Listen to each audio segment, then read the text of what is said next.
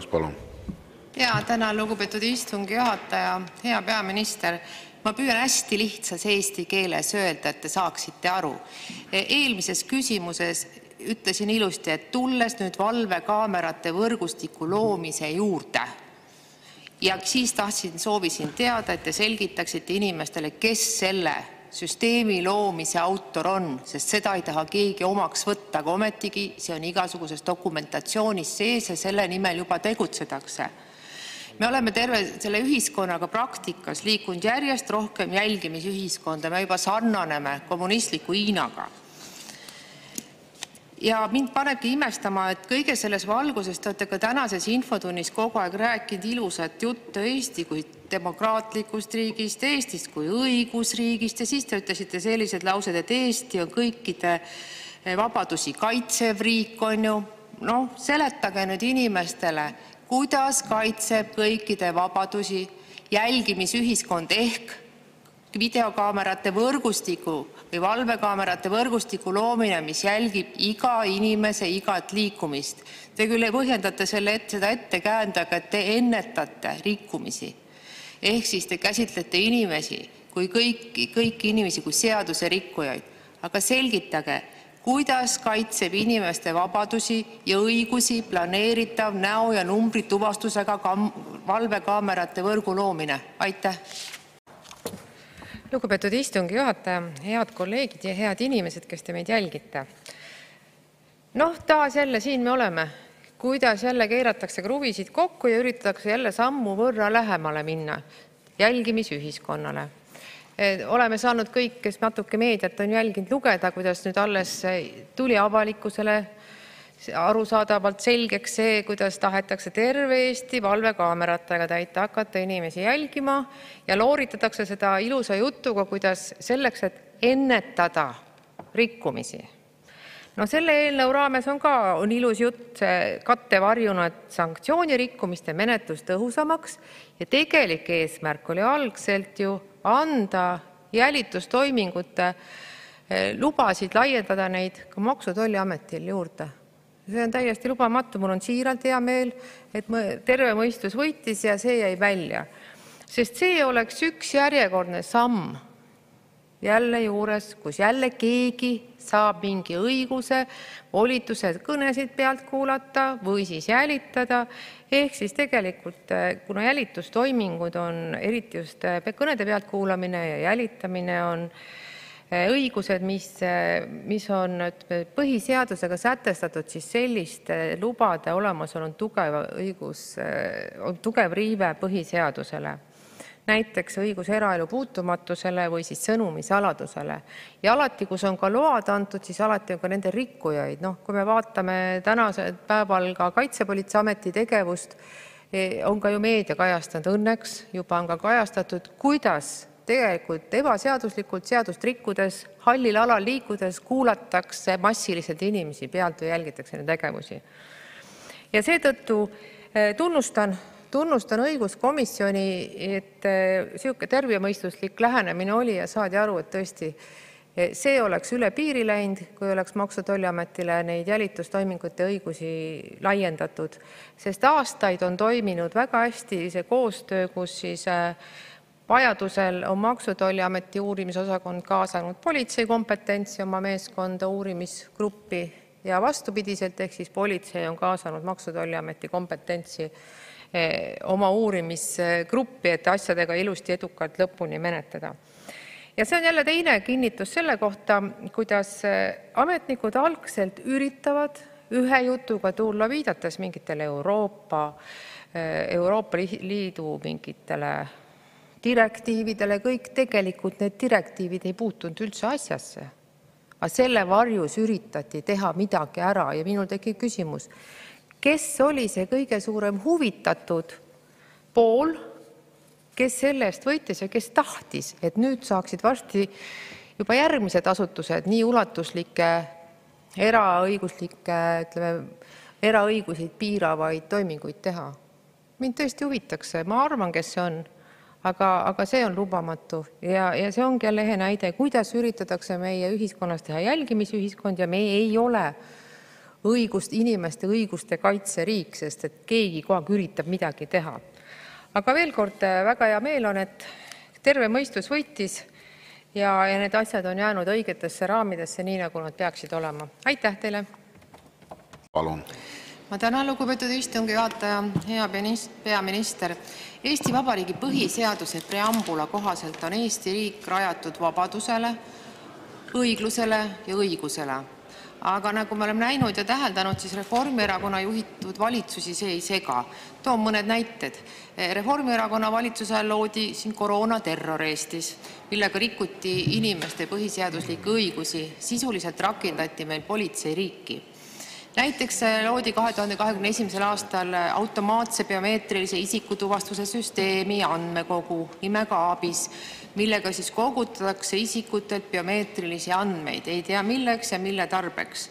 Ja nüüd on siis planeerimisel luua üleriigiline näo- ja numbrituvastusega valvekaamerate võrk, ehk siis luua totaalne jälgimisühiskond. Kõik need tegevused on aset leidnud Reformierakonna juhitavate valitsuste ajal. Need tegevused iseloomustavad totalitarismi, millel on iseloomulik demokraatlike kodaniku ja inimõiguste eiramine, kus riiki juhitakse ilma avalikkuse osaluseta, opositsioon on maha surutud, otsuseid tehakse ühiskonna enamuse nõusolekuta, on täielik kontroll avaliku elu üle. See on diktatuuri vorm, kus võim piirab inimesi kõigis sfäärides. Tulles nüüd valvekaamerate võrgustiku loomise juurde, näeme, kuidas keegi valitsuse liikmetest ei taha võtta seda algatust omaks. Seda algatust loobitakse nagu surnud koera ühelt õuelt teisele ja keegi ei ütle, et tema sellest midagi teab.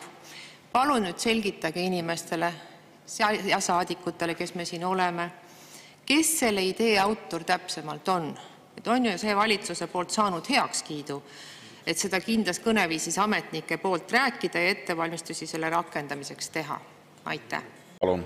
Aitäh! No mul on hea meel, et Välisministeeriumi ametniku Sander Soone määratluse kohaselt Putini sabaraku Elon Muski ideed on ka Eestisse tee leidnud ja viljaka pinna teie poolt juhitava seltskonna plaanidesse juured ajanud sisse, et on vaja bürokraatiat väheneda. Ma muidugi natukene teie indu jahutaksin, et selleks on vaja Euroopa Liidust lahkuda, sest et sealt tuleb meil enam kui 80% kõigist nendest regulatsioonidest ja piirangutest ja bürokraatiast. Nii et mis te sellega ette kavatsete võtta, ma ei oska öelda. Et ei ole ilmselt võimalik ainult meil siin kogu seda bürokraatiat oma algatuslikult väheneda. Selleks on vaja väga põhimõttelisi otsuseid. Ja neid otsuseid teie valitsus kindlasti ei langeta, ei ole võimeline langetama juba puht ideoloogilise pimeduse tingimustes.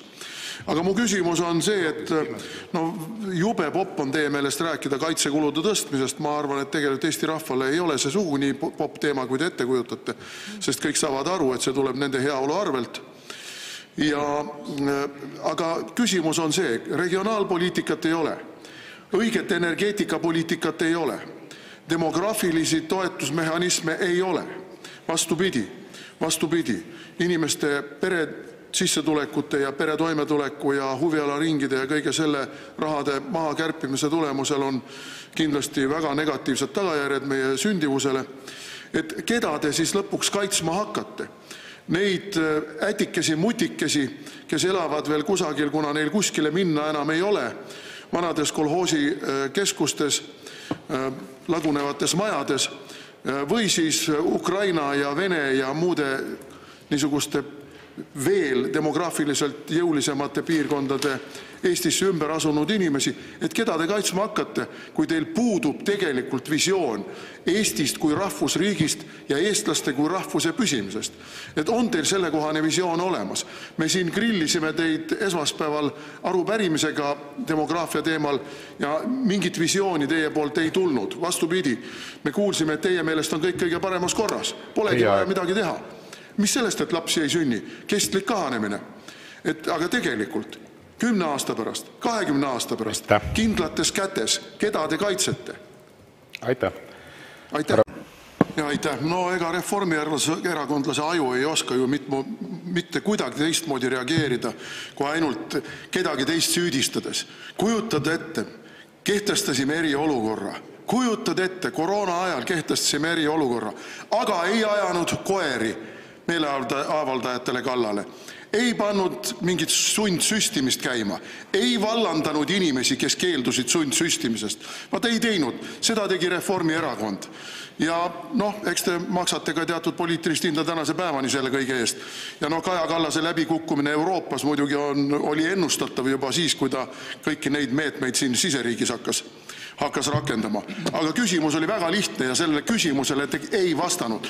Ja kui te ei ole kursis valitsuse juhina, mida kirjutab meil meedia sellest, kuidas on võimalik hakata tuvastama mitte ainult seda, kes on kes kuskil piiri peal või kuskil, ma ei tea, õiguskaitseasutustes näotuvastusega, siis jutt käib ju sellest, et meil oleks kogu Eestit kattev kaamerate võrgustik, mis tuvastab näiteks selle, kas te räägite autos telefoniga või ei räägi autos telefoniga, kes seal veel peale teie sõidavad, mis kell te kus sõidate, kuhu te sõidate, mis punktist te alustasite, mis punktist lõpetate.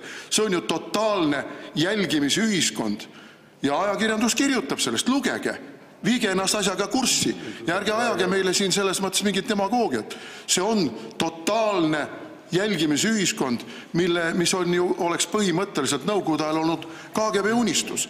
Kui me liidame siia selle, kui palju on olnud meil ka kohtuprotsessidel ebaseadusliku pealtkuulamise ja muu seesugusega tegemist, mida kaitsepolitsei ja teised meie korrakaitseasutused on teinud, kasutades teinekord nii formaalseid ettekäändeid ja põhjendusi ja lubasid, kui ka isegi kõigest sellest mööda minnes inimesi pealt kuulanud, siis see on ju totaalne jälgimisühiskond. Ja teie asi peaministrina ja põhiseaduse täitjana peaks olema selgeks teha endale, kus maale me sellega jõudnud oleme ja kus maale me sellega jõuda tohime ja mis maani on see aktsepteeritav ja mis maani see ei ole aktsepteeritav. Aga te ajate meile mingit mulli sellest, kuidas Jüri Ratas ja Martin Helme kehtestasid mingi eriolukorra 5 aastat tagasi. Aitäh, Mart Helme. Teie aeg. Tulge nüüd 2 jalaga aastasse 2025 Teie aeg, ja reageerige konkreetsele päevakajalisele küsimusele. Aitäh. Jah, no see on tuima panemine ju lihtsalt. Teistmoodi ei ole võimalik seda kõike nimetada. Te ei näe ega kuule mitte midagi korruptsioonist, kui see puudutab teie erakonda või antud juhul teie partnererakonda valitsuses, mida tegelikult valitsuseks nimetada ei saa. Sest et see, mida te praegu teete siin, on agoonia. See on teie valitsuse ja koalitsiooni agoonia, aga see on ühtlasi kahetsusväärselt ka Eesti riigi agoonia. Ja see agoonia ju teil jätkub ka valitsuses sees, kui me vaatame seda, mis toimub praegu Kaitseministeeriumi ja kõigi nende hangete ümber. Ja sellepärast ongi ikkagi küsimus selles, millal te nüüd tõele näkku vaatate ja millal te otsustate, et see agoonia tuleb Eesti riigi ja rahva huvides lõpetada ja minna Kadriorgu ja anda sisse tagasiastumise avaldus ja anda võimalus Riigikogul moodustada uus teovõimeline valitsus, mis selle agoonia lõpetab, mis riigi sellest agooniast välja viib. See agoonia on ju ühtlasi ka demograafiline agoonia. See on meie välispoliitiline agoonia. Kui meil tuleb siia Riigikokku välisministeeriumi kõrge ametnik, kes hakkab rääkima Trumpist ja tema sabarakkudest, kas see on nüüd diplomaat või? Kas see on Eesti diplomaatiline tase rääkida Trumpist ja tema sabarakkudest? Saate ju aru, et see on ka diplomaatiline agoonia. No selle diplomaatilise agoonia suurepärane näide on muidugi ka Kaja Kallas. Eile refereerisid kõik meie ajalehed ja portaalid ka seda, mida tema kohta arvatakse Euroopa Komisjonis ja laiemalt Euroopas. Nii et küsimus on ikkagi väga lihtne. See agoonia, mis Reformierakonna valitsemise ajal kestab juba mitmendat aastat, see allakäik süveneb, majanduslik allakäik, maksuralli, demograafiline allakäik, välispoliitiline allakäik, kõik need allakäigud aina võimenduvad ja võimenduvad ja võimenduvad. Aga te panete tuima seal. Te ei näe korruptsiooni, te ei näe maksutõusude mõju majandusele ja inimeste heaolule, te ei näe demograafilisi probleeme. Alles te vastasite meile siin vastavale arupärimisele, et teie jaoks probleemi ei ole. Meie jaoks küll on. Kogu Eesti rahva jaoks on Hea probleem. kolleeg, Nii teie et aeg. minu küsimus on, millal te selle agoonia iseenda ja Eesti huvides lõpetate? Aitäh! Suur tänu. Head küsimus, palun. No me näeme, et muidugi õiguskantsleri arvamus sobib teile, kui see toetab teie põhiseaduse vastast tegevust, aga näiteks ei sobi, kui õiguskantsler ütleb, et automaks, teie sisse seatud automaks on põhiseaduse vastane. Aga siin on tegelikult veel üks probleem teie valitsusel, sellel seltskonnal, mida te nimetate valitsuseks, mille osas tegelikult peab nina kinni hoidma, et teie alles jäänud koalitsioonipartneri Eesti 200 kohta on viimasel ajal meedias ilmunud hulgaliselt kirjeldusi valitsuse, isegi Euroopa tasandil oluliste otsuste langetamisel toimunud võimalikest suuremahulistest ja korruptsioonihõngulistest huvide konflikte täisjuhtumitest. Ja teemaks on siis Eesti 200 suursponsorite huvide varjamatu mahitamine valitsuses olles. Juba sellest Tarmo Tamme juhtumist on siin väga palju juttu olnud ja erakond on Tamme kandidatuuri kaitsnud, sest seda on mõjutanud erakonna suurrahastaja Priit Alamäe. No Eesti 200 on kaotanud valijate silmis usalduse nagunii selle Johanna-Maria Lehtme ja Slava Ukraini juhtumi tõttu, aga samuti võtame majandus- ja kommunikatsiooniminister Tiit Riisalo, kellel tekkis järsku plaan laenata, kui ta oli minister, plaan laenata 200 miljonit riigiportaali loomiseks, et ellu viia oma personaalse riigi ideid ja see portaali kavand oli täiesti täht-tähelt üle võetud Priit Alamäe Nortali samasisulisest visioonidokumendist ja paralleelselt lõpetati siis pooleli oleva riigiportaali loomise programm, millesse riik oli juba panustanud 800 000 eurot ja siin jällegi paistavad Nortali kõrvad. No Eesti 200 juhtpoliitikud on ettevõtjatena väga tihedalt seotud, näiteks omavad ja majandavad Priit Alamäe, Tarmo Tamm ja Eesti 200 välisminister Margus Tahknaga üheskoos purjekat Lotte. Eesti 200 on oma edu eest tänu võlgu ka rahastajatele IT-sektorist, kelle hulgas on Bolti suurosanikud Martin ja Markus Villig. Ja teatavasti Bolt tegi aktiivselt majandus- ja kommunikatsiooniministeeriumi kaudu lobitööd Euroopa Liidu platvormitöö direktiivi vastu. Ja lõpuks seda direktiivi sellisel kujul vastu ei võetudki ja kui palju kilekotte selle võidu eest liikus, seda peaksid tegelikult uurima nüüd kapo ja prokuratuur või näiteks Pakosta, kelle välisreise hakkas valideerima Infotehnoloogia ja Telekommunikatsiooni Liit, mille juhtkonnas on Margus Tsahkna abikaasa, nii edasi, nii edasi. Ja no Toomas Uiboga te olete Nordica rahakantimises ju samuti osaline. Kas teil piinlik ei ole sellise korruptsioonist läbi imbunud koalitsioonipartneri pärast või iseenda pärast? Et kavatsete midagi ette võtta, jääb erakondade karistamise ajalukku ainult see 1 000 000 eurot trahvi väidetava 8 ruutmeetri servituudi seadmise eest. Ja aitäh, hea eesistuja ja peaminister. Et ma jätkan selle teemaga, millega ma alustasin eelmise nädala infotunnis. Ja vahepeal on sel teemal sõna võtnud ka mitmed avaliku elu tegelased ja eksperdid ja see on teie väidetava uue vana valitsuse legitiimsus. Me oleme praegu tõesti sellisel hallil alal, et vana valitsust enam ei eksisteeri, kuna üks selle moodustanud erakondadest on valitsusest välja heidetud ja uut samuti ei eksisteeri, kuna põhiseaduse poolt ette nähtud uue valitsuse moodustamise protseduuri ei ole läbi tehtud. Ja demokraatia mõttes me oleme seega praegu sisuliselt olukorras, kus ametis on valitsus, kellel puudub mandaat valitseda, kuna parlament ei ole sellele valitsusele oma heakskiitu andnud. Valitsus peaks oma poliitilised tegevused külmutama seniks, kuni Riigikogu on valitsusele oma otsese heakskiidu andnud. Ja seda ütleb arvamusliider Martin Mölder, kes ilmselgelt teab, mida tema räägib. Ja see uus valitsus, mida vanavarjus nüüd luuakse, alustab ühes teiseski mõttes väga problemaatiliselt.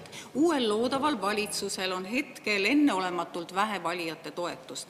Viimaste reitingute andmetel on Reformierakonna Eesti 200 koostoetus vaid 17,9% ja sellest Eesti 200 toetus 1,7%, mis teeb ülejäänud kombinatsioonide toetuseks, rahva toetuseks siis 82,1%. Ja millest me üldse räägime, kui tegelikkuses teil ei ole mingit mandaati langetada riigi seisukohalt olulisi otsuseid, ei julgeolekulisi, finantsilisi ega väärtuspõhiseid. Mitte ükski seaduseelnõu, mis on toodud siia saali või algatatud peale valitsuse lagunemist, mitte ükski otsus ei ole legitiimne. Ehk et see teie juhitud kooslus, mis ei ole valitsus, peaks oma poliitilised tegevused külmutama seniks, kuni Riigikogu on mingile uuele kooslusele, mida võib jälle nimetada valitsuseks, oma otsese heakskiidu andnud. Et millal te ikka kavatsete hakata täitma Eesti Vabariigi põhiseadust? Eeldades, et te tahate olla edasi peaminister, oleks ikkagi elementaarne, et te kõigepealt astute tagasi ja siis, kui president on andnud teile uuesti ettepaneku püüda kokku saada toimiv valitsus, tulete siia samma Riigikogu ette ja kui läheb hästi, siis te saate vastavad volitused riiki juhtima jätkata. Ja nii kaua, kuni te pole seda teinud, on Eesti Vabariik sisuliselt juhita.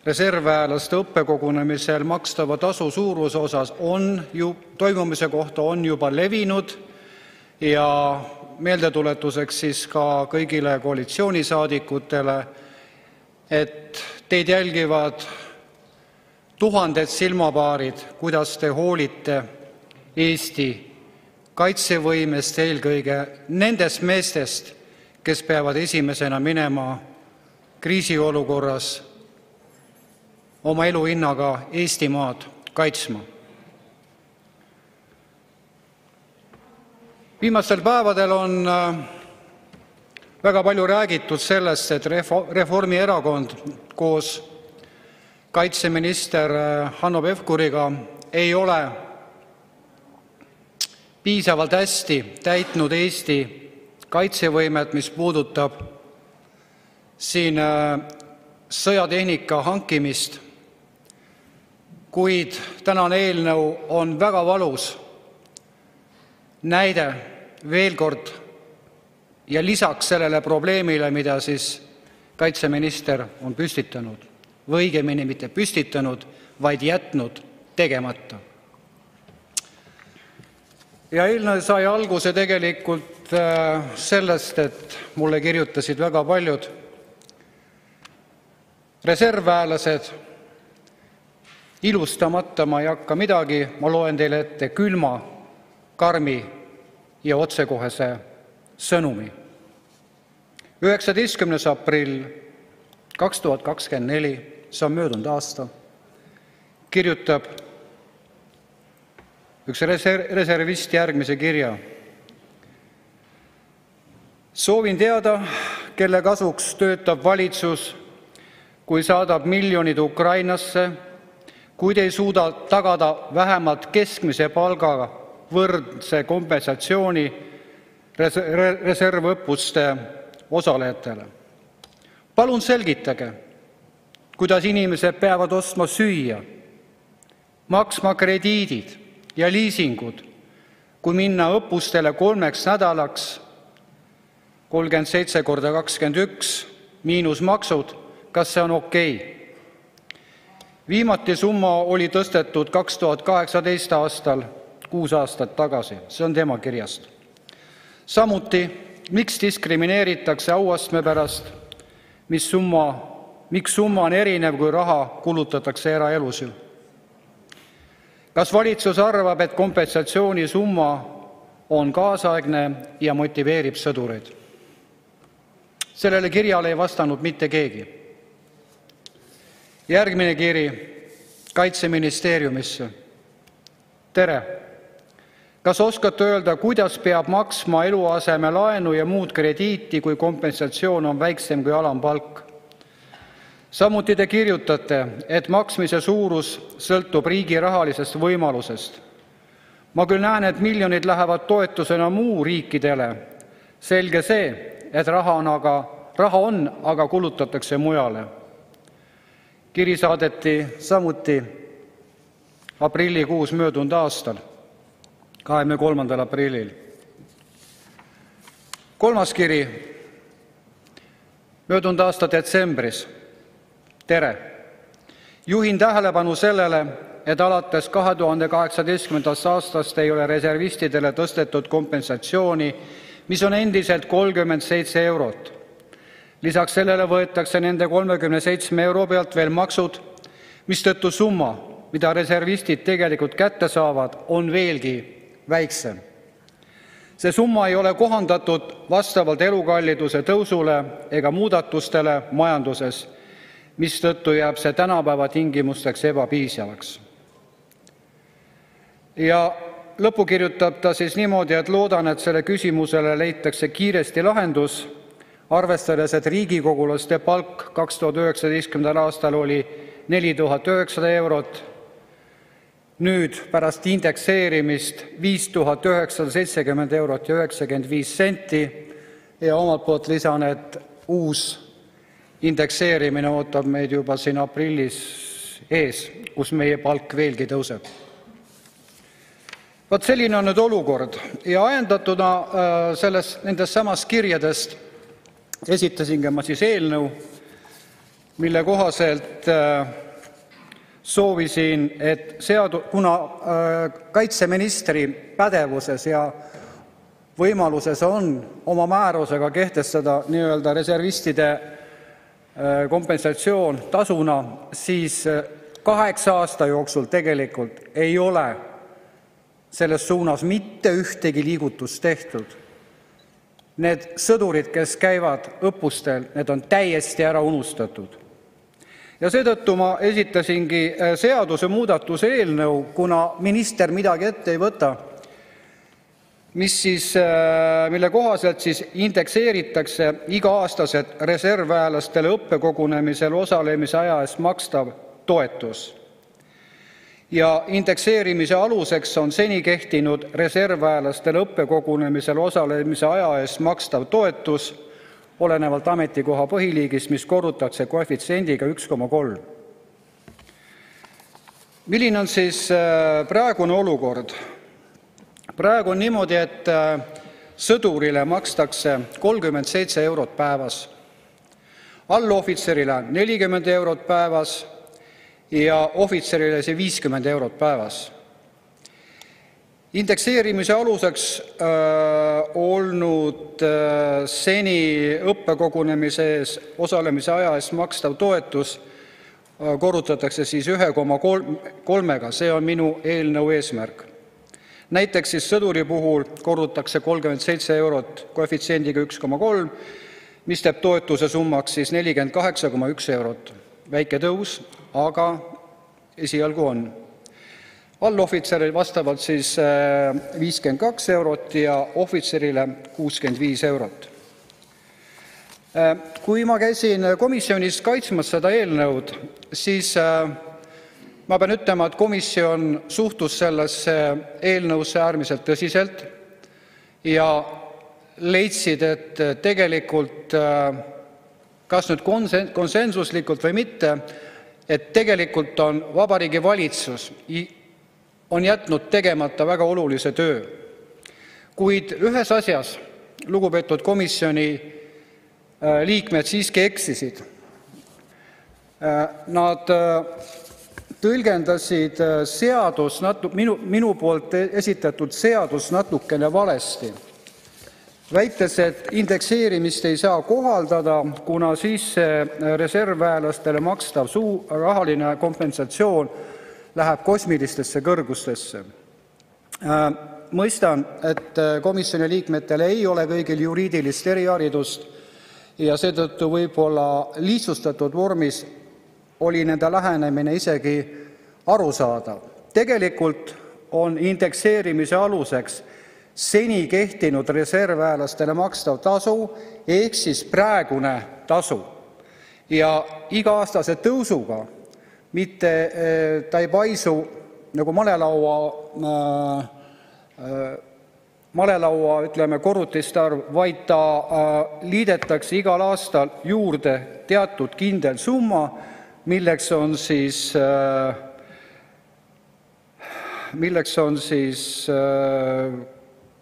233 eurot on iga-aastane tõus. Ja toon välja veel mõned numbrid. Sõdur, kes siis praegu on õppekogunemistel 37 eurot päevas, tema kulu on siis 777 eurot. See on tegelikult summa, mis 37 eurot on tegelikult on ju mõne hea töömehe tunnipalk. Ja igatahes siis, kui tunnipalk on kas või 5 eurot, jääb ta alla ikkagi ka sellele summale, mida makstakse siis tavaelus. Indekseerimise toetumisega tõuseks siis summa, mida sõdur siis saaks kätte 777 euro pealt 1010 euroni. Ja kui edasi minna veel, siis 3. aasta siis tõuseks 1243 euroni ja 4. aasta 1476 euroni.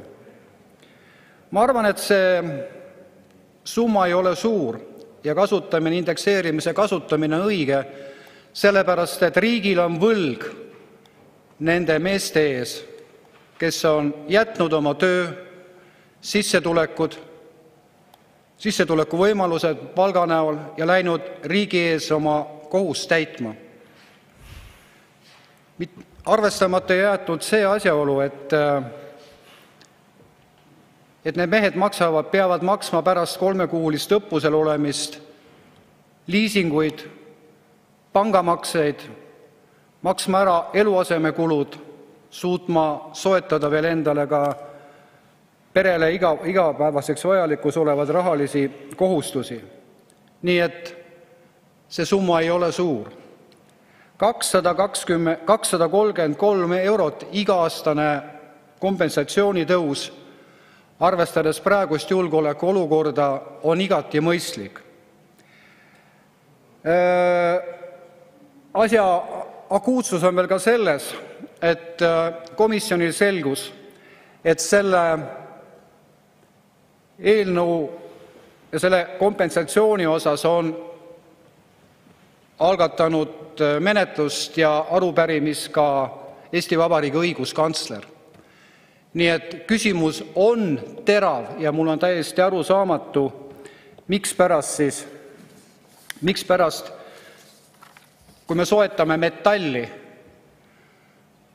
tankide, lahingutehnika, laskemoona näol ja ainult mõtleme sellele kulutusele riigikaitse osas, siis nii nagu ütles möödunud nädala Pealtnägijas üks reservohvitser, kellel oli hoopis teised probleemid, pean silmas posttraumaatilist stressi probleemi, et see metall ei liigu mitte kuskile, kui seal taga ei ole sõdurit, kes seda käsitleb.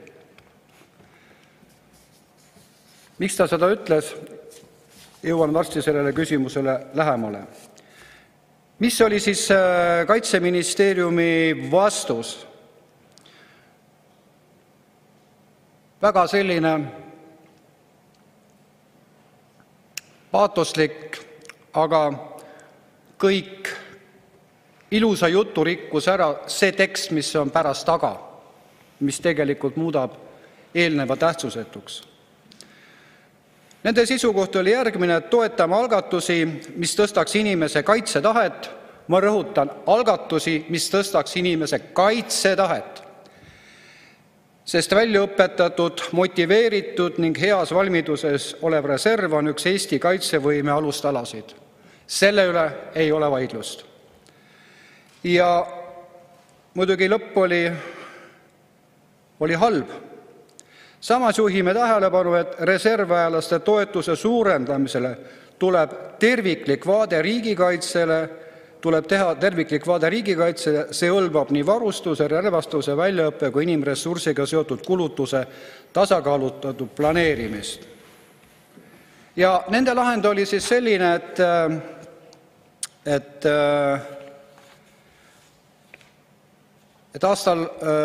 töötatakse välja uus arengukava 2026–2035, kus siis analüüsitakse võimalusi toetuse määra suurendamiseks. Analüüsitakse võimalusi, aga kui need võimalusi ei ole või ei taheta leida, siis seda suurendamist ei toimu. Ja lõpptulemus ongi see, et selle vastuse põhjal, et praegu nad sellega eriti ei kiirusta. Ja üks põhjenduseks oli ka see, et sellega kujundatakse terviklik ja strateegiliselt läbimõeldud lahendus tegevväelaste, reservväelaste toetuse süsteemi uuendamiseks, mis sobitub üldisesse riigikaitse rahastamise raamistikku. Mitte keegi ei küsi sellelt sõdurilt, kas neile see variant sobib. Ma julgen nende eest vastata, et see variant ei sobi neile. Rahandusministeerium teatas väga ülbelt, et kui ei ole teada rahastusallikat ja selle kulu suurust, siis nemad sellest reservistide toetuse suurendamisest ei toeta. Pean vastama niimoodi, et sellele lausele, mis ma praegu ütlesin, et selge see, et reservistide arv on minule, kes ma ei oma kõrgemat riigikaitse luba, riigisaladuse luba, on mulle teadmata. Ja seetõttu ma saan öelda oletuslikult midagi välja pakkuda, aga mida ma ei tee. Teine küsimus on, kus on katteallikad? Katteallikad on olemas. Ma ei hakka rääkima siin riigikaitsele eraldatud vahenditest, kusjuures siin veel lubatakse riigikaitsele kulutatavad summasid tõsta siin 5%-ni SKP-st. Ma räägin nendest, mis on olemas. Riigikontrolör tuvastas, et 2,6 miljardit on makstud mingisugustele MTÜ-dele, ettevõtetele. Ma ei tea, millised on need MTÜ-d, aga ma arvan, et sealt annaks selle summa ära võtta, sellepärast et MTÜ ei kaitse Eesti riiki, seda kaitseb Eesti sõdur. Ja kuna see Kaitseministeerium viitas siin ka kaitsetahtele, siis ma tahaksin öelda ka seda, et tegelikult, mis asi on kaitsetahe? Kaitsetahe on see, tsiteerides nüüd Mannerheimi, kaitsetahe on see, kui inimene soovib kaitsta seda riiki, kus tal on hea elada ja olla. Selline suhtumine, kus valitsus sisuliselt sülitab näkku reservväelastele, minu hinnangul ei tõsta kaitsetahet. See on pelgalt vaid loosung, mida kannab minister dressipluusil, kaitsetahe. Tegelikku kaitsetahet ei ole. Ja lõpetuseks võib-olla ütleks veel ka sellise asja, et täna laekus informatsioon, et Hanno Pevkur oli käinud Riigikogus ja öelnud niimoodi, et nad kavatsevad reservistide kompensatsiooni tõsta 1. jaanuariks aastal 2026. See ei pruugi olla õige, aga võib olla õige, aga need inimesed, kes lähevad õppustele, nendel on seda raha praegu ja kohe vaja. Mina ei nõustu selle ministri sellise lahendusega. Seda tuleb teha kohe, homme, ülehomme, see ministri määrus, sest Reformierakonna valitsusel eesotsas Hanno Pevkuriga on võlg kõigi sõdurite ees ja ma palun seda eelnõu toetada, sest vaadake korra oma sisse, mis on teie palk, mis tõuseb iga indekseerimisega tuhandetes ja mul on mõistetamatu, kui te ei taha toetada neid, kes lähevad teie eest verd valama ja lahingusse. Aitäh! Suur tänu, lugupeetud ettekandja, ja teile on ka küsimusi. Esimesena küsib kolleeg Vladimir Arhipov. Palun! Aitäh, lugupeetud juhataja ja hea ettekandja! Aitäh, Kalle, selle eelnõu eest. Ma ei saa öelda, et ta õigeaegne on, selleks teda peab ammu olema, aga siin ongi küsimus, et kuhu me jõudsime, et miks me peame seda Riigikogus ajama, kui, kas ma saan õieti arvu, et see oleks ka valitsuse otsusega olnud vaja teostada. Sest 8 aastat peaaegu juba, kus kompensatsioon reservväelastele ei muutu, on ikkagi ülipikk aeg. Aitäh! Absoluutselt õigus, hea küsija. Praegune eelnõu, mis ma selle kohta ütlen, parem hilja kui mitte kunagi. Tegelikult on see olnud Reformierakonna valitsuse pädevuses siiamaani. Ma natuke nüüd parandaks, et see ei ole mitte valitsuse otsusega, aga kaitseministri määrusega oleks võimalik seda olnud teha ja seda võib teha kas või homne päev. Et ma ütlen, et Riigikogu teeb praegu ära kaitseministri tegemata töid. Ja kui ma nüüd lubate, ma puudutan, kuna see sõnum tänasest istungist on läinud väga laiali, siis ma võib-olla paar-kolm kommentaari ütlen ka selle küsimuse juurde. Üks inimene kirjutab, see 37 eurot on väiksem raha, kui mõni töömees teenib tunnis. Teine parandab teda.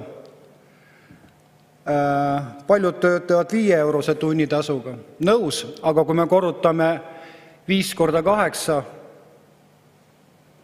tuleb vist 40, eks ju. Ka see on suurem, kui reservistile maksab 37-eurone tasu, millest veel võetakse maha maksud. Ja minu meelest on väga märkimisväärne viimane kommentaar, mida ma nagu ette loeks, on see, et mul on hoopis küsimus, et mida meil siin Eestis veel kaitsta on. Minu meelest see ei ole lihtsalt küsimus, aga see on sõnum sellele valitsusele.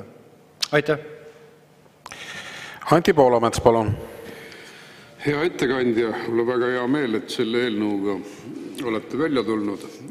Elementaarne asi, mida ära teha, ja mina imestan, et miks Kaitseministeeriumi ja koalitsioon koonerdab meie üksiksõduri pealt. Need summad on ju nii väikesed, millega neid motiveerida. Sellega poolest ma küsin seda, et kas tegelikult ei oleks kõige mõistlikum, et inimesele hüvitatakse tema saamata jäänud palk sellel ajal, kui ta on teenistuses. Sellele võib muidugi ülempiiri panna, aga oleks ju mõistlik, sest ühele on 100 eurot see õige summa, teine kaotab reservõppekogunemise ajal juba 1000 eurosid ja tal on palju raskem sel puhul ka töölt ära tulla. Et kuidas see tunne on, et milline oleks õiglasem süsteem siis üleüldse? Väga õige märkus selles osas, sest oletame, et inimene on tööl kuskil seal 2000–3000 eurose palgaga. Ta on planeerinud oma elukorralduse ära selliselt, et arvestanud ära kohustuse panga ees, liisinguettevõtte firmade ees. Ta on planeerinud ära oma perekonna väljaminekud, nii kodukulud. Peale selle peab olema ka inimesel olema see reserv, et saada hakkama erakorraliste asjaolude ilmnemisel perekonnas. Ja selge on see, et see summa, see 37 eurot päevas miinus maksud, ei anna mitte mingisugust abi tegelikult sellele sõdurile. Ta läheb täitma oma kohust, sest tal on autunne Eesti Vabariigi ees kaitsta seda. Aga mina väidan vastu, et sellel valitsusel, kes laseb sõduril, ei hooli oma sõjaväest, oma sõduritest, oma elavjõust, kes reaalselt kaitsevad tegelikult seda Eesti Vabariiki, see on hoolimatus nende inimeste suhtes. Ja arvan, et kui riik tahab teenet, siis ta peab selles ka maksma väärilist tasu. Me oleme andnud igale poole oma raha, kolmandatele riikidele, Keeniasse siin interneti arendamiseks, Moldavasse, Gruusiasse, ma ei tea, igale poole, eks ju. Rääkimata Ukrainast, kuhu on läinud miljonid, ma julgen öelda. Ja minu jaoks on mõistetamatu, kas siis Eesti sõdur ei vääri midagi, sest tema on ju see, kes tuleb siin, läheb vaenlasele vastu. Aitäh!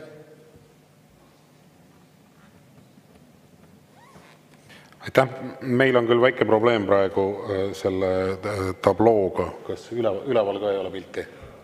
Ei ole, aga kuna praegu üritatakse taastada neid pilte ja mul on siin praegu 2 küsimust ees, Rene Kokk ja Meelis Kiili, ja mikrofonid töötavad, siis me võtame need küsimused ära, mis on siia. Kas on võimalik kirja panna või registreerida siia sõnavõtuna? Küsimusena? Jaa, aga ole hea, pane sõna, siis sa saad... Siis mina näen, sest mina näen nii. Praegu on Rene Kokk, Meelis Kiili ja Helle-Moonika Helme. Kõik, kes soovivad ennast registreerida veel küsimuste esitamiseks, pange ennast kirja, sest mina näen seda. Et loodetavasti see ekraanipilt tuleb tagasi, aga me saame jätkata, sellepärast et järgmine küsija on Rene Kokk, palun. Aitäh, no ma loodan, et tehnilised rikked ei ole kuidagi seotud selle eelnõuga, et see on juhus. Aga see eelnõu püstitus või teema püstitus on väga õige, sest kui me vaatame aastast 2018, mida on teinud inflatsioon, maksutõusud või siis ka valitsuste poolt siin maksusoodustuste kaotamine, küll eluaseme laenu intresside pealt, küll laste pealt tagasitav raha, siis olukord on päris tõsine ja ma võtsin Statistikaameti kodulehelt välja siis väikse tarbehinna kalkulaatori arvutuse. Ja isegi kui võtta nüüd selles ajas, et lüüa sisse siis 50 euro näiteks ohvitseri päevatasu ja lüüa see tänased päevas sisse, siis ainuüksi täna peaks olema 74 euri, mis on tegelikult isegi veel väiksem, kui on eelnõus pakutud.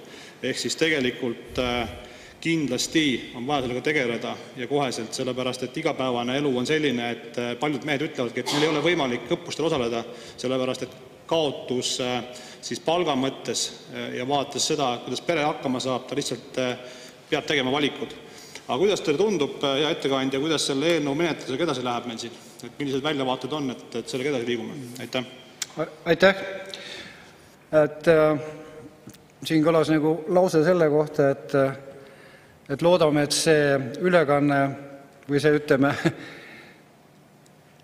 istungi elektroonilised häired ei mõjuta nii-öelda selle eelnõu ettekandmise avalikustamist, aga ju siis on kellegi kuri käsi siia vahele tulnud, ma ei tea. Okei, see jutt, mis te nüüd rääkisite sellest hinnatõusust, on absoluutselt õige.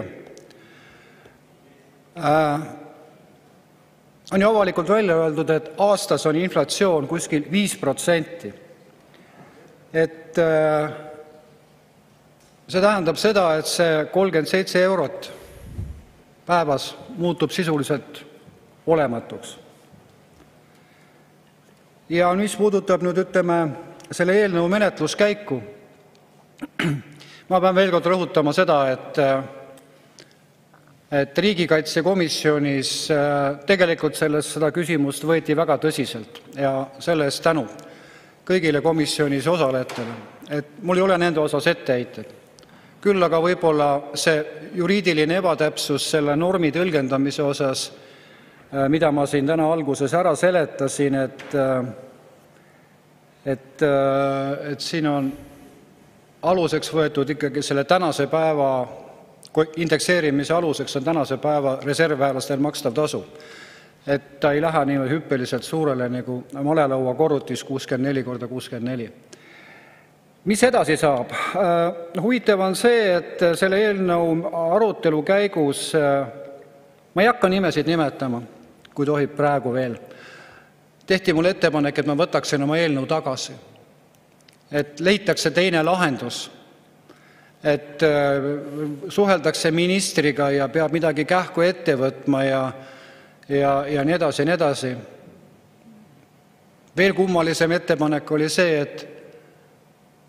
et tehti ettepanek, et ma lükata see kogu see arutelu, selle eelnõu arutelu üldse aprillikuusse ja ma kaoksin kuskile ära, et eelnõu arutamise võimatus.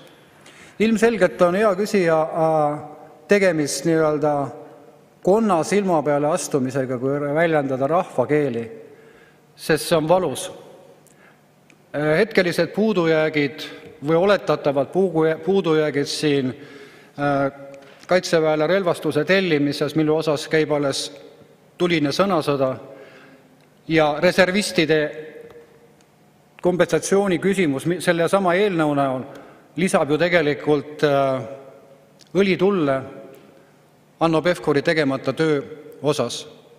Ja tegelikult küsimus ei ole ainult Hanno Pevkurus. Küsimus on tegelikult Reformierakonnas.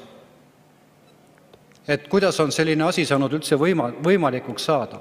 8 aastat mitte mingisugust liigutamist Eesti sõduri osas. Me topime igale poole oma raha välismaale, aga ei mõtle sellele, et vahel on ka endal midagi vaja selleks, et olla tasemel ja kaitsta Eesti riiki. Rõhutan veel kord, muretsetud sõjatehnika, laskemoon on ilma sõduriteta ainult seisev metall. Kui me ei väärtusta sõdurit, siis ei ole meil selle seisva metalliga midagi teha. Aitäh! Suur tänu, lugupeetud ettekandja, et meie suure saali tabloo on ka tagasi ja loodetavasti saame nüüd viperusteta jätkata. Aga järgmise küsimuse esitab kolleeg Meelis Kiili, palun. Ja lugupeetud esimees, ja ettekandja, teema on oluline, tähtis, vajab kiiret õiglast lahendust. Aga kui ma ei eksi, siis tegelikult omamata küll juristi haridust, siis tegemist ei ole mitte vist ministri määrusega, vaid Vabariigi Valitsuse määrusega. Minu küsimus on siiski hoopis tehnilist laadi. Ja see küsimus on selles, et reservväelased, ja sa adresseerisid kogu aeg reservväelastena nagu, et need mehed lähevad ja teevad. Reservväelaste seas on ka üsna palju naisi. Ma eeldan, et selle eelnõu reservväelaste osas katab ikka ka neid. Aitäh. Mul natukene jäi arusaamatuks see küsimus, sellepärast ma ei kuulnud kogu lauseehitust. Aga ma püüan vastata. Selle eelnõu eesmärgiks on reservteenistuses oldud aja eest makstava toetuse ulatuse ja maksmise korra, mille kehtestab Vabariigi Valitsuse määrusega, see on õige viide, siin on mul eelnõus on õigesti kirjutatud, mille kehtestamisel indekseeritakse iga-aastaselt reservväelastele õppekogunemisel osalemise aja eest makstav toetus. See on täpne definitsioon. Vabandan lugupeetud küsija ees, et kui mul oli siin keelelised äpardused, ma arvan, et ma suutsin oma selle eksimuse ära parandada. Aitäh. Ja Helle-Moonika Helme, palun. Ja aitäh, hea eesistuja ja hea Kalle, et tõesti äärmiselt vajalik eelnõu. Aga me siin enne sinuga rääkisime ja ma küsisin sinu käest ka niimoodi eraviisiliselt, et mis see põhjus siis on, et miks see tagasi lükati, et põhipõhjus on ikkagi see, et sa teed ettepaneku, et seda siis elukalliduse ja sellega indekseerida. Aga me teame, et igasugune indekseerimine on pinnuks silmas ju Reformierakonna eelarve puritaanidel on kogu aeg, et kogu aeg käib see jutt, et meil ei ole raha ja ei saa ja indekseerimised tuleb üldse võib-olla ära kaotada, isegi pensionite indekseerimise kallale minekust on siin juba juttu olnud. Aga samas, kui ma vaatan, et nüüd nende kaitsekulutuste tõusuga samamoodi räägitakse jälle, kuidas me peame oma unistustest loobuma, kõike kokku tõmbama. Aga küll oli siin paar päeva tagasi uudis, et valitsus soovib hakata indekseerima tuuleparkide omanike või tuuleparkide arendajate tulusid, et kui nemad ei saa siis inflatsiooni tõttu oma seda kasumit kätte, et siis nende tulusid peab hakkama indekseerima. Kas sa nagu näed sellist silmakirjalikkust siinkohal? Silmakirjalikkust. Kõigepealt, raha on Eesti riigil selleks olemas. Ja selleks on siis riigikontrolöri poolt tuvastatud 2,6 miljardit oli vist see summa, mis makstakse välja siis erinevatele NTÜ-dele ja ettevõtetele. Kuni tänaseni vist ei ole täpselt tuvastatud isegi ka seda, kes need ettevõtted on, mis alustel neile makstakse, seda hõlmab saladuse loor. Ja kui nüüd panna see kaalukausile, kumb on siis olulisem?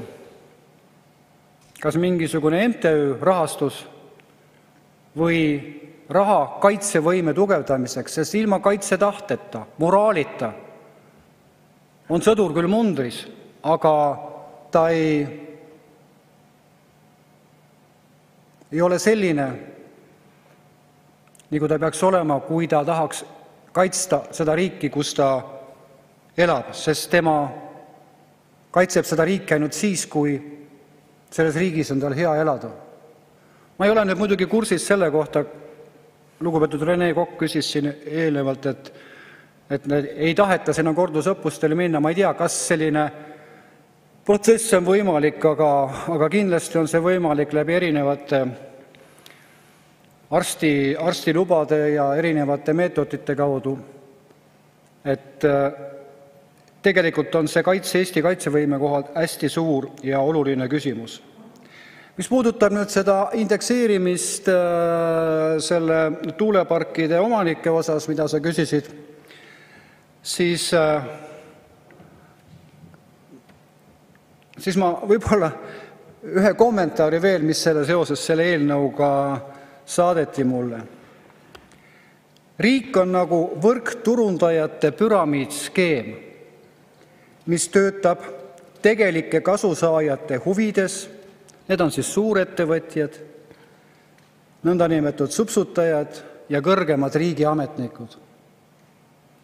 Ja sinu näite põhjal, kus raha ei leita reservväelaste õppekogunemise jaoks, öeldakse, et see summa on suur, et see ei kõlba kuskile, ja samas tahetakse tuuleparkide omanike osas teha mingisugust indekseerimist.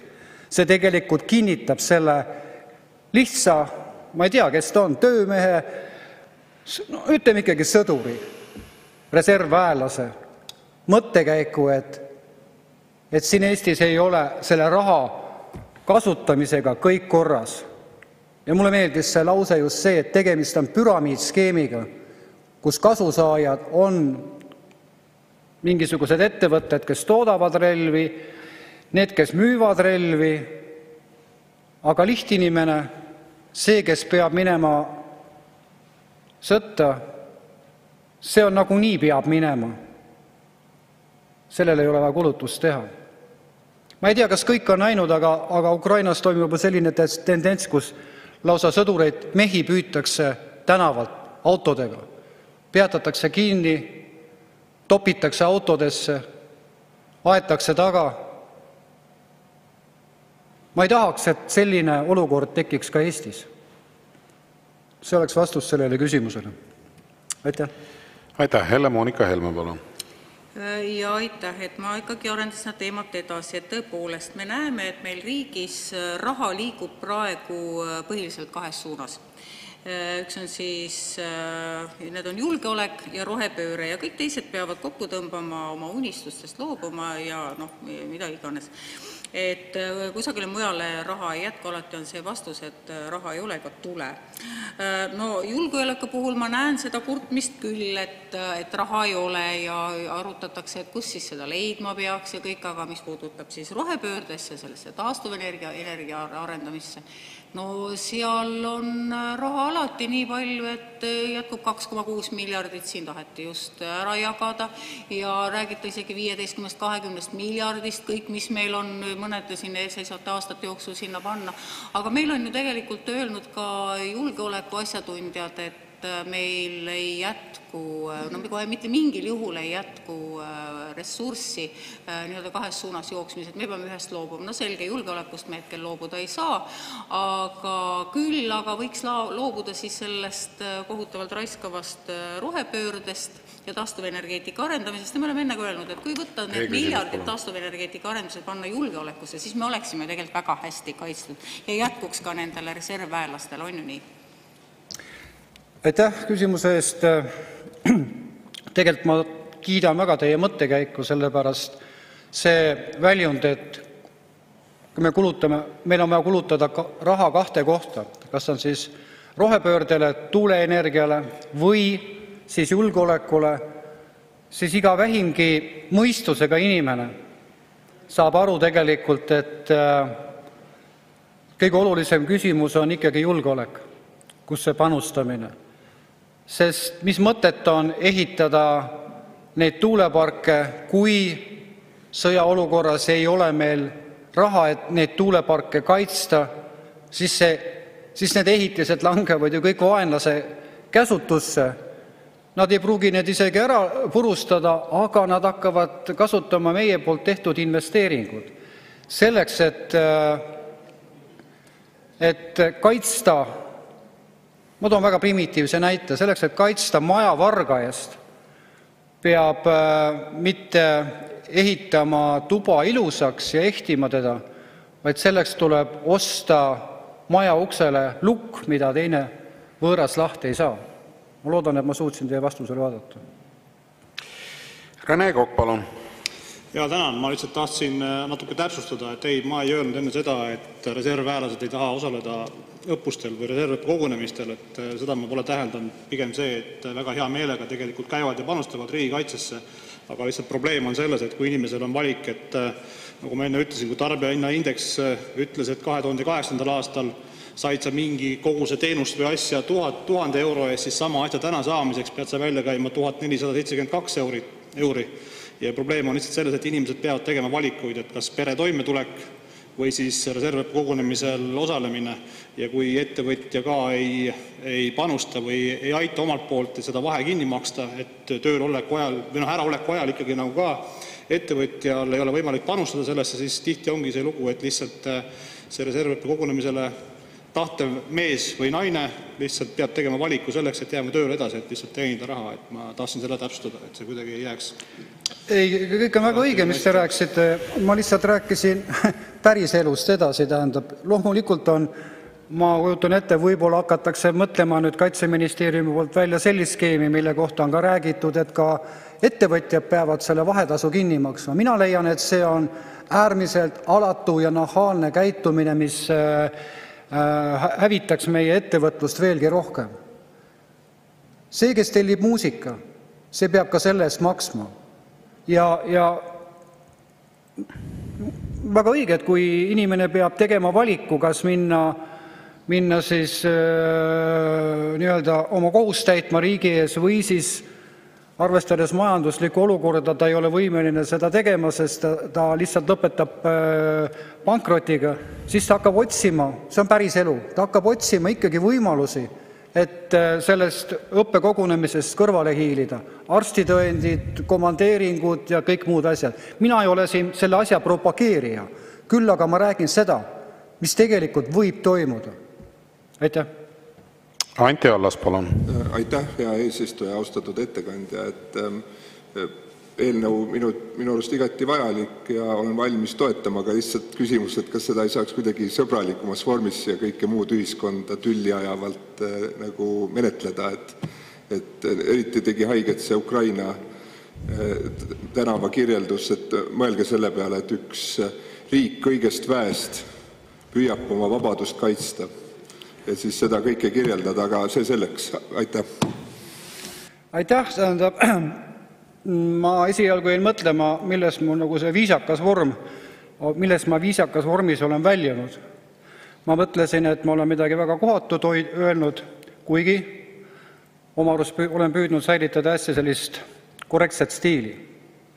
Ühes asjas ma teiega, lugupeetud küsija, ei nõustu. Kui on sellised probleemid olemas, siis me peame sellest rääkima, aga mitte peitma pead liiva alla. Kui need probleemid on olemas, siis tekib küsimus kõigepealt, miks see toimub niimoodi? Miks pärast aetakse seal tänavate peal neid Ukraina mehi taga? Järelikult on midagi selles kaitsetahtes ja moraalis on ka seal viltu. Et ma arvan, et ma ei öelnud midagi ebakorrektset ega halba. Kui kuningas on alasti, siis me räägime sellest, et ta on alasti, mitte ei räägi, kui ilusad riided tal on läbipaistvad. Aitäh. Anti Poolamets, palun. Ei saa mina ka jätta repliiki tegemata Anti Allase jutule, et ettekandja rääkis väga sisukalt sellest, et sellist olukorda ei tekiks, peab sõdureid motiveerima mitmel eri moel ja kui me tahame maailma parimat reservteenistust luua, maailma parimat ajateenistust luua, siis me peame olema igas punktis head.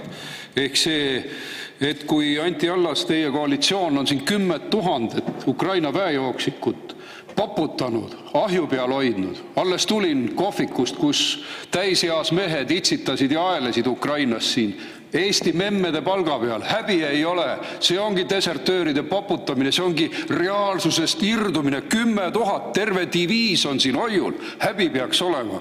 Aga ma tahtsin küsida seda, et kas ei ole siis olukord selline, et tegelikult on personaliprobleem ka professionaalsete kutseliste kaitseväelaste hulgas nende madalate palkade tõttu. See on üldine suhtumine inimressurssi kaitseväes. Aitäh, hea küsija.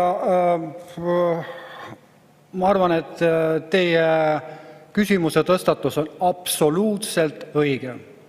Tegelikult nende profide sõjaväest minema kupatamine algas tegelikult siis, kui nõuti sõjaväest COVID-i vastu vaktsineerimist, millele kõik sõdurid ja ohvitserid ei allunud. Mis oli tulemus? Tulemus oli see, et 10-20 aastase staažiga spetsialistid aeti lihtsalt tänavale. Ja see on häbiväärne. Möödunud aasta minu meelest on nüüd hakatud kuidagimoodi lähenema sellele küsimusele, et on kutsutud ka siin, ütleme, kõrgemas auastmes kaptenid, majorid on hakatud kutsuma erilistele vastuvõttudele ja neid tänama. Aga ma kardan, et see rong on ära läinud, sest hädaga sööb konn heinu ka ja on näha, et see tase tegelikult on sõjaväe juhtkonnas alla käinud. Sellist olukorda, nagu praegu, et Riigikogu peab hakkama tegema Vabariigi Valitsuse tööd, muutma, tõstma, ütleme, reservväelaste õppekogunemiste tasu, näitab seda, et selles valdkonnas töötavad inimesed ei ole täitnud oma tööülesandeid selliselt, nagu nad oleksid pidanud tegema. Ja see on probleem. Väga õige lähenemine, et kahjuks on jah olukord selline, et ma ei halvusta Eesti kaitseväge, aga ma halvustan suhtumist sellesse, mismoodi suhtutakse sellele, kes peab minema eesliinile. Ja ilmselgelt tuleb neid kaadrimuudatusi seal teha, sellepärast et see olukord, et kui nüüd kaitseminister Hanno Pevkur tuleb ja ütleb, et Vabariigi Valitsuse määrusega muudetakse siis ära kompensatsioon ja võimalusel, see ei ole absoluutne lubamine, see on lihtsalt võimalus 1. jaanuariks aastast 2026. Aga sinnamaani peavad need sõdurid elama, kedest kistakse ära sellelt töölt, kus nad teenivad oma leiba ja selle leiva saamisel tekitatakse auk. See on vale. Seda tuleb teha kohe, mitte lükata teda 3 aastat edasi. Aitäh. Ja Varro Vooglaid, palun. Ja suur tänu. No kõigepealt ma ütleks ka kolleeg Anti Allasele, et kui teie arvates on tegemist sisuliselt hea ja õige eelnõu, siis mõne hetke pärast hääletage kindlasti ikkagi selle poolt, et teie koalitsioonikaaslased ei viskaks seda parlamendi menetlusest kohe esimesel lugemisel välja. Aga nüüd minu küsimus seondub selle asjaoluga, et viimastel päevadel oleme saanud ju palju meediast lugeda, kuidas erineva relvastuse ostmiseks suurtelt rahvusvahelistelt relvakorporatsioonidel plaanitakse kulutada 100 miljoneid, isegi miljardeid eurosid. Ja minu meelest oleks väga näotu, kui suurtele relvakorporatsioonidele ollakse valmis suunama sedavõrd suured summad, aga samal ajal oma meestele, kes on reservväelased ja peavad õppekogunemistel käima, ei olda nõus siis maksma veidikene suuremad summad kui see nimetatud summad, mis on juba paika pandud. Ja sellega seonduvalt ma küsiksin, kas te jagate minu vaadet ja teiseks, milline on see summa, mis aastas kulub õppekogunemistel osalevate reservväelaste tasustamiseks ja kui palju see summa oleks suurem, kui siis teie pakutud eelnõu saaks vastu võetud? Oskate te öelda? Aitäh. Aitäh. Kuna mul puuduvad andmed selle kohta, millised on riigisaladus, kõrgem, riigikaitsesaladus, siis ma saan opereerida ainult nende andmetega, mis on avalikkusesse lekkinud. Mitte lekkinud, vaid ütleme, et mis on antud. ERR on ju teatanud, et siin lähitulevikus tuleb nüüd Kevadtorm vist ja ERR-i uudise põhjal on see, et seal osaleb kuskil 13 000 sõdurit umbes. 3 nädalat see asi kestab. Korrutame siis see 777, mis praegu on, nagu ütleme, sõduri selle 3-nädalane kompensatsioon 13 000-ga, siis kogu kulu on 10 101 000 eurot. Ehk siis teile tundub, et need summad on suured, aga kaitseväe asjad ongi väga kallid. Ja seoses minu muudatusega siis järgmine aasta oleks see summa kasvanud siis ütleme jällalt 2 miljoni võrra. 3. aasta, ma ei ole rohkem arvutusi teinud, ma lihtsalt tahan öelda seda, et nende miljardite raames, mida ütleme panustatakse metalli, on see 3 miljonit eurot järgmise aasta kulu on ju praktiliselt olematu. Ma ei saa aru, miks unustatakse ära seda, et seda tehnikat peavad käitama ka ikkagi elav inimene, kellel peab olema kaitsetahe ja motivatsioon, et seda teha. Aitäh! Evelin Poolamets, palun! Aitäh, lugupeetud istungi juhataja! Hea ettekandja! Me oleme päris tihti siin või iga aasta siin saalis hääletanud välismissioonide käijatele eelarvesse vahendeid ja need on üpris suured summad, mitu miljonit, kas nad siis lähevad kuhugi Aafrika riiki või kuhugi mujale välismissioonile, et need on väga suured summad.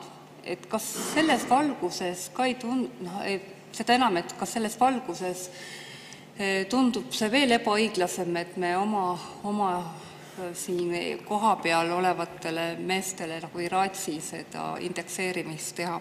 Aitäh! Aitäh! Teil on väga õige tähelepanek. Möödunud aasta vist oli, see Riigikogus oli päevakorra menetluses 2 lehekülge igasuguseid välismissioone. Vahel küsiti, muidugi seal ütleme, et need missioonide osalevate sõdurite arv oli seal varieeruv, seal oli, mõnes oli väga üksikud sõdurid, aga oli ka väga tõsise ja väga kulukad missioone, näiteks nagu Mali, mida ma tean oma lähedaste tuttavate kaudu. Et see küsimus on selles mõttes vägagi õigesti püstitatud, et jällegi me anname raha kuskile mujal rahu tagamiseks, korra tagamiseks, püüan mitte nüüd jälle eksida, et pärast lugupeetud Meelis Kiili mulle märkust ei tee. Sest meie ei lähe sinna sõdima, me läheme sinna rahu tagama ja rahu hoidma, kaks asja korraga, eks ju. Miks me Malis peame rahu tagama ja rahu hoidma ja maksame selle eest üüratud summad? Ja kas siis oma Eesti riik ei vääri sellist samasugust suhtumist? Et selles mõttes on lugupeetud küsija mõttekäik väga õige ja oluline ja kindlasti paluks seda tänasel hääletamisel, kus te ilmselgelt hääletate selle eelnõu maha, mõelda enne, kas see on õige ja väärt seda kõike teha. Aitäh!